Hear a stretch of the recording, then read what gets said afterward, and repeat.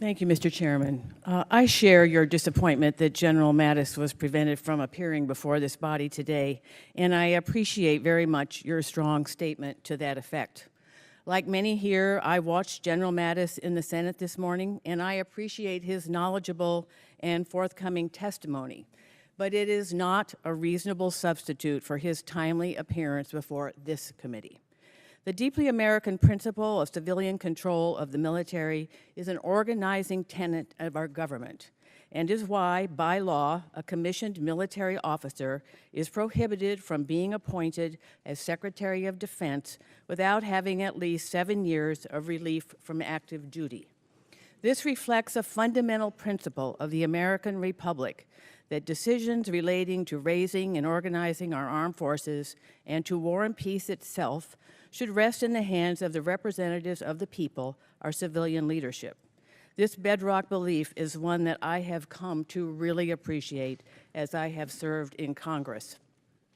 The unique circumstances of General Mattis's nomination necessitates the law before us today, and it is the responsibility of the Congress, the House included, to determine whether or not it is within the national interest to suspend a prohibition whose purpose is to ensure that the Secretary of Defense retains no allegiance or preference to any particular military service, that he or she is able to approach decisions on the use of military force on the basis of overall national interest and not just military assessments, and that the Secretary derives his or her power from the will of the people, not the loyalty of members of the armed forces. Historically, the size of our armed forces has grown and diminished with war and peace. Today, however, we live in the era of an all-volunteer force comprised of a permanent standing military. With this in mind, I believe that ensuring that our military remains a highly professional, nonpartisan institution is vital and demands that we closely scrutinize anything that could jeopardize its neutrality. Only one waiver has been granted since the inception of the Department of Defense, which was approved by Congress under very different circumstances. The Korean War effort was faltering as the department itself was struggling to stand up. Importantly, that waiver authorized General Marshall to take the office by name, and I continue to have reservations about the lack of specificity in the waiver request before us today.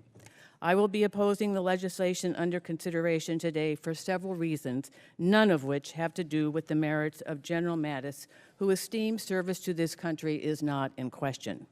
I believe that this committee should have had the opportunity to better understand how the General intends to safeguard the value of civilian control of the military in light of his very recent service.